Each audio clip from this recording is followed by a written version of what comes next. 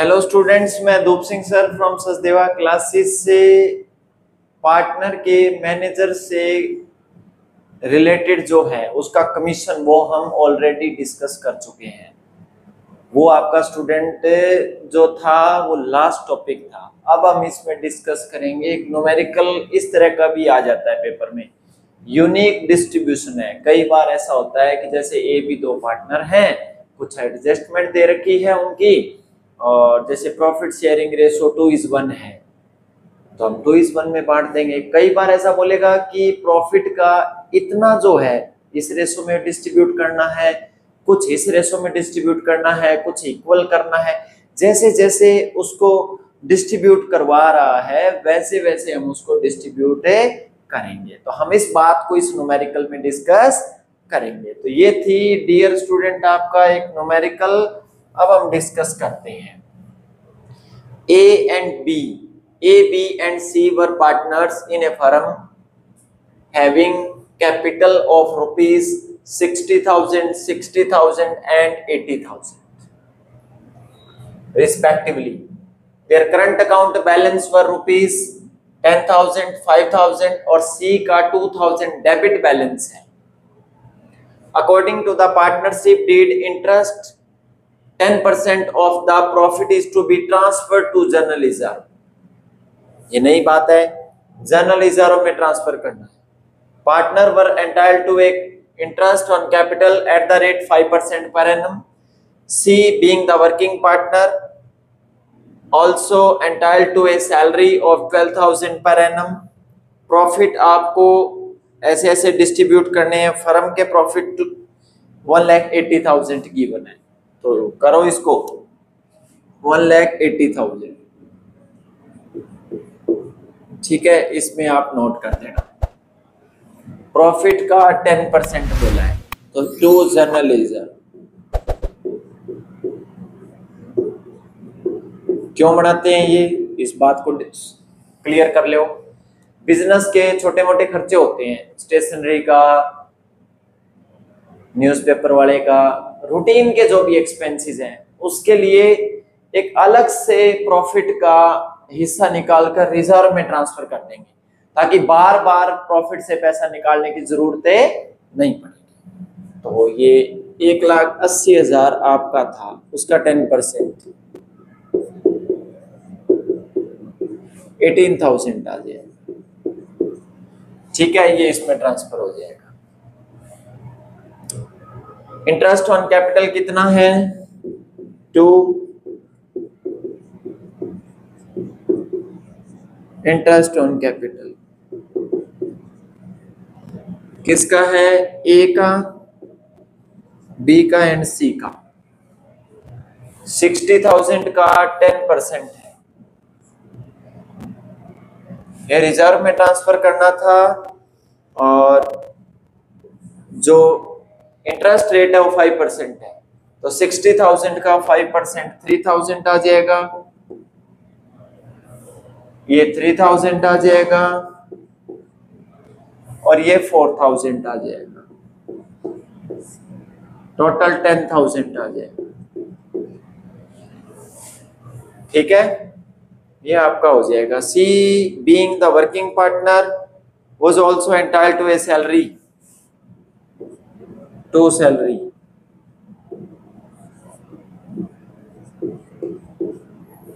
$12,000 per annum है ये आप।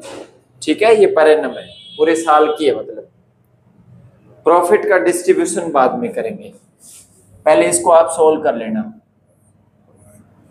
1,80,000 ये आपका आ जाएगा 1,80,000। ठीक है, यहां हम प्रॉफिट का डिस्ट्रीब्यूशन कर देंगे।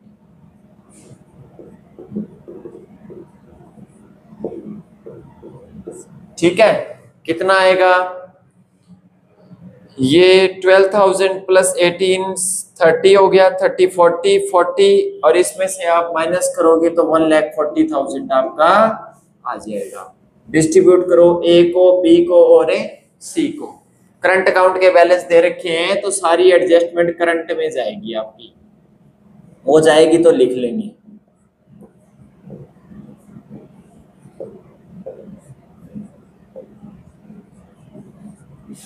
ठीक है। और प्रॉफिट का डिस्ट्रीब्यूशन आप ऐसे करोगे, प्रॉफिट का डिस्ट्रीब्यूशन कैसे करोगे, थोड़ा वर्किंग नोट आप बना लेना, वर्किंग नोट आप इस तरीके से इसमें सोल्व कर लेना, बहुत इजी है। ठीक है, कैसे करना है इस बात को देखते हैं। कहते हैं कि the profit were to be divided as follow, ऐसे ऐसे बांटना है, कोई अलग से रेशो नहीं दे रखा है, यूनिक तरीके से डिस्ट्रीब्यूट करवाना चाहता है। फर्स्ट 20,000 जो है प्रॉफिट का प्रपोर्शन करना है टू देयर कैपिटल में, टू देयर कैपिटल में। तो कैसे करोगे, 1,40,000 इनका शेयर है, क्लियर, वो ए में और बी में और सी में डिस्ट्रीब्यूट करना है, ए बी और सी। यहां लिख लेना टोटल प्रॉफिट, टोटल प्रॉफिट आपका 1,40,000 है, उसमें से फर्स्ट 20,000 कैपिटल की रेशो में डिस्ट्रीब्यूट करवाना चाहता है। तो कैपिटल का रेशो कितना है, ये आपका यहां कट कर लेना, यहीं से आ जाएगा 4, 3 और 3, यानी 3, 3, 4 में डिस्ट्रीब्यूट कर देंगे।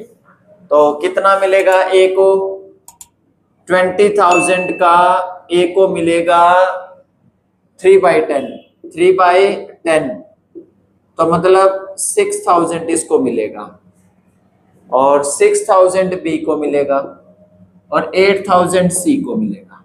ओके, ये फर्स्ट पॉइंट हो गया।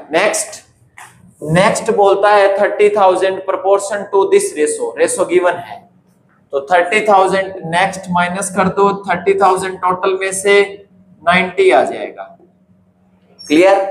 30,000 5, 3, 2 में बांट देना आप, तो 30,000 का 5, 3, 2 करोगे तो 5/10, तो 15 आ गया। और इसका 15 आ गया, ये बहुत इजी है सोल्व करना इसको। और 3,000 करोगे तो ये 9,000 आपका आ जाएगा और 2 के हिसाब से करोगे तो ये 6,000 आपका आ जाएगा। रिमेनिंग जो रहेगा वो इक्वली डिस्ट्रीब्यूट करना है, इक्वल मतलब इक्वल। रिमेनिंग कितना हो गया, 90 को इक्वल डिस्ट्रीब्यूट करोगे तो मतलब 30 और 30 आ जाएगा। ओके, तो इस तरीके से आपको इसको डिस्ट्रीब्यूट करना है। ए के हिस्से में आया 51,000, बी के हिस्से में आया 45,000, सी के हिस्से में आया 44,000, क्लियर, ये आपका हो जाएगा। तो इसको डिस्ट्रीब्यूट करोगे तो 51,000 लिख जाएंगे इसमें 45,000 आ जाएगा, इसमें 44,000 आपका आ जाएगा। तो ये था डियर स्टूडेंट एक न्यूमेरिकल, इस तरीके से भी आपको सीबीएसई बोर्ड में पूछा जा सकता है, टेक्निकल है थोड़ा सा। पहले टोटल प्रॉफिट लिख लेना, जो डिस्ट्रीब्यूट करने वाला प्रॉफिट है उसमें जो डिस्ट्रीब्यूट करवा रहा है उस रेशो में पहली जो पोजीशन थी उसमें इसको इतना मिला, सेकंड पोजीशन में इतना मिला, थर्ड पॉइंट के लिए ये मिला, फिर इसका ग्रैंड टोटल हो जाएगा। इसी तरह बी का और इसी तरह सी का करके आप यहाँ जोड़ कर लिख सकते हो। और मैंने करंट अकाउंट क्यों लिखा, क्योंकि करंट अकाउंट के बैलेंस दे रखे हैं, इट मींस जो कैपिटल है वो फिक्स है, तभी करंट के बैलेंस हमारे को गिवन है।